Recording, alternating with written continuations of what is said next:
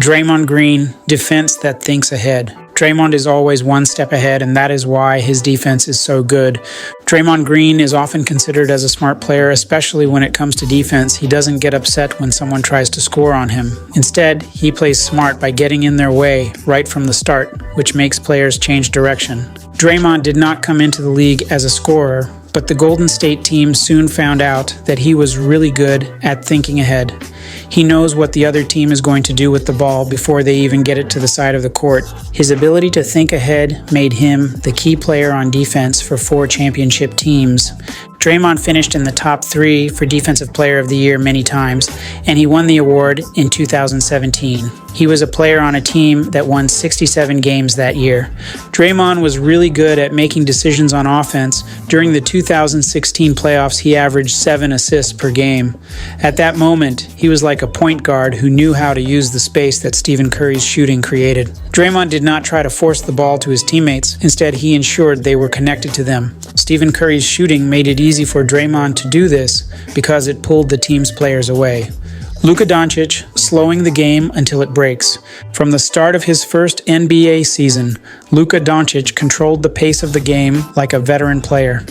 Even though he has one of the usage rates in the entire league, Luka Dončić still manages to be very efficient because he makes his decisions quickly. For his career, Luka Dončić averages more than 28 points, 8 rebounds, and 8 assists per game, and these numbers are really because of his patience, not just because he is fast. Luka Doncic's game is built on being patient and taking his time to make the play. What makes Luka special is the way he controls his balance.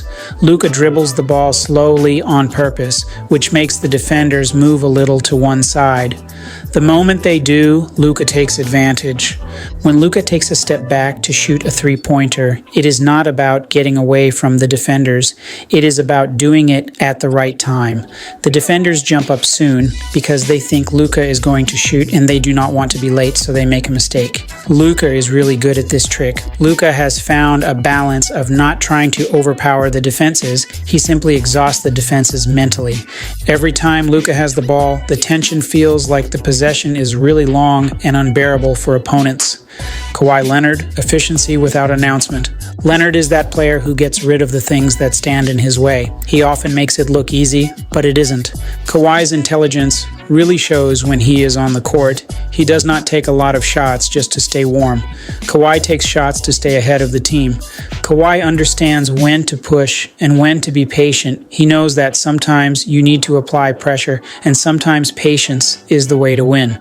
Kawhi plays defense in a way that does not just try to steal the ball from the opponents. It disrupts their rhythm. His hands are always in the place at the right time. When Kawhi was at his best, the defending team's best scorers did not score as many points when Kawhi was guarding them. Kawhi makes it hard for the other team to score. Kawhi is really good at watching what the defenders are doing with their feet. If they close out late, he will pull up and simply shoot the ball. If they overplay him, he will drive to the basket. When the Toronto team won the championship in 2019, Kawhi had the ball in his hands a lot more. He was still making his shots at the same rate, which shows that he is a very smart player and knows what he is doing. Kawhi's ability to read the defenders and make the right move shows his intelligence on the court. James Harden turning rules into leverage. Harden did not change the game of basketball by accident. Harden's scoring explosions came from understanding how other franchises' players defend. He figured out how they get back into position and how often the ref decides what is foul and how the space between players makes them slow down. During the season, when James Harden was named the MVP, he scored an average of 36 points per game. He was also ranked high in the league for the number of assists he made. Whenever opponents' defenses play against Harden, they often fidget, because they know how tough he can get on the court. If they moved up on him, Harden would throw a pass to someone, and if they hung back, he would just shoot the ball. And that's not all. If they were committed to him early, he would get fouled. Later on in his career, whenever teams double-teamed Harden, things really get interesting. During those seasons, his number of assists spring up. He functions more whenever he is being pressured, and that often reflects in his stats. When it comes to Harden, He does know when he should try to score and when he should just pretend to score so that the other team thinks he is going to score. If you haven't subscribed to the channel, so smash the subscribe button and drop a like. Stephen Curry, control without possession. Stephen Curry is really good at making the team's defense get ready for him even before he gets the ball. This is because Stephen Curry is so good at shooting that the opposing team has to be prepared for what Stephen Curry might do. Stephen Curry plays even more smarter when he doesn't have the ball in his possession. The way he moves around often makes the opposing team players have to think all the time. They are always in a frenzy mode whenever it's Curry, and this pressure most times opens up space for Stephen Curry's teammates to move into even before Stephen Curry gets the ball. When the Golden State team was winning championships, the numbers for Golden State with Curry on the court and with Curry off the court showed how much of an impact Curry had on them. We saw that in 2015, 2017, 2018, and 2022. The Warriors had a winning record of 679 to 383 whenever Curry played with them, which is a 64.0% winning, and 95 to 158 without him on the court, which is a 37.5% winning rate. Curry is so important to the Golden State team for several reasons, and his IQ is one of them. Curry's timing is quite exceptional. He moves to a spot right after he passes the ball, and know that the defenders will let their guard down for a split second. That little pause is all he needs to create magic. Curry's ability to create space is what makes him a great player. Bill Russell, intelligence before the scoreboard. Russell knew the game of basketball well before anyone else did, and it's no doubt that he was ahead of his time in the game. When Russell entered the league in 1956, the NBA did not have any ways to measure a player's impact. Russell and his team always seemed to win. The Boston team won 11 championships in 13 seasons. This is because Russell knew what really mattered in a game. During the course of his career, Russell had 22 rebounds per game on average for his whole career, which is a mind-blowing number.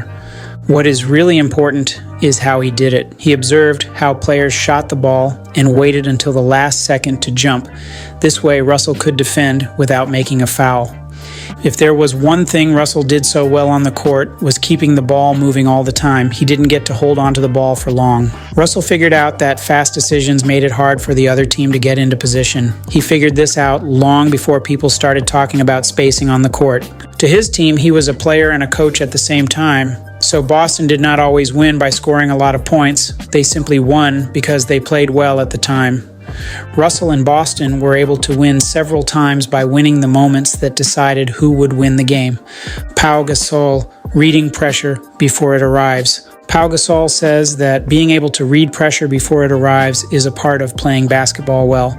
Pau rarely forced shots. He recognized help early and made passes even before traps could form. Gasol's intelligence showed most clearly in tight playoff games. The Lakers had a time when they won the championship in 2009 and 2010. They were really good during that time. And when the Lakers played in the postseason, his numbers for assisting his teammates went up. He had a total of 80 to 81 assists based on 23 games, which was pegged at 3.5 APG. Pau Gasol worked well with Kobe Bryant, and the main reason it worked was that Pau Gasol understood how to move around the court and when to do things. He knew when to take charge and when to just go with the flow. When it came to defense, Pau Gasol did not try to jump over the place. Rather than that, he used his position to cut off the team's movement and get back into place without making a foul. He understood spacing and timing, which really helped him play with Kobe Bryant. Manu Ginóbili, chaos that followed a plan. The thing about Manu Ginóbili is that he always seemed to be in the middle of chaos, but the cool part about him is that this chaos was not just random. It was chaos that followed a plan. Manu Ginóbili had a way of making things happen on the court that was pretty amazing to watch. The way he played the game was quite unique, and this is what made him so much fun to watch. Manu Ginóbili was a player who could make a difference in the outcome of a game. Manu Ginobili's Eurostep was pretty cool. It was not just because he was fast. Manu Ginóbili was good at reading players. He could tell where they were putting their feet and what they were going to do next. When San Antonio won the championship, Manu Ginóbili played a role in the playoffs. With an average of 24 points and 10 assists, he delivered a topmost result. Despite when Miami Heat played tough defense, he knew when the team needed him to shake things up and when they needed him to follow the plan. Manu Ginóbili's passing was really because he could create pressure on the team. He has a trick of drawing in the defenders first, then he would let the ball go early. Sometimes the opponent team would get the ball back. That was okay because Ginóbili's style of play made it hard for them to simply play good defense. Manu was really good at controlling the pace of the game even when he was not starting. He knew when the game was getting slow and would do something to pick it up. He does this without taking the ball from his teammates, which is pretty smart. Andre Iguodala, knowing the value of restraint. Andre was really smart about the things he did not do. Iguodala entered the league as an athletic scorer, but his best basketball came after he went on to redefine his role.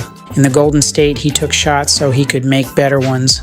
The reason he got the Finals MVP award in 2015 was because of his defense and the way he made plays for his team at the time, not just because he scored a lot of points. He was really good at defending the scorers. Man would get in the way of passes, but only try to score quickly when it was a good idea. As time went on, his passing got better, even though he was not scoring much. This shows that he is becoming more aware of what's happening on the court. When it comes to the playoffs, he makes decisions that help his team. They trust him because he does not try to do much and be a hero all the time. He just plays the game and gives room for things to happen naturally. He's a team favorite who rarely tries to steal the show. Kyle Lowry, control through awareness. Kyle has a special basketball sensing system. Lowry's impact does not scream at you in the face. It is like a stabilizing force. The way he takes charges is quite notable, and it has tendencies to change the outcome of a game. Lowry's intelligence goes a lot deeper than that. He does understand how to create space on the court and manage the clock like it's nothing. He also knows how to control the tempo of a game, which we saw during the Toronto championship run in 2019. Lowry was the one who set the tone for his team in games, and when it was time to close out games, Lowry did it in a very calm manner. He knew when to slow down the basketball game and when to speed it up. The way he passed the ball really hurt the opposing team when they don't play smart defense. His shooting also hurts them when they do not respect him. Lowry is really good at defending himself. He knew how to take a hit and then use that to his advantage, thereby turning the tables on the person. He did not need to be the tallest to do this, he just needed to be in the spot. Lowry did not control the ball all the time, but instead he controlled the balance of the game. He made sure everything was even. That is what made Lowry so good. These are every basketball player who uses their IQ to control the game. Lovers of NBA, there you have it. Let me know in the comment section which of these players made the NBA fun to watch with their IQ. I'll be in the comment. Don't forget to like and share this video.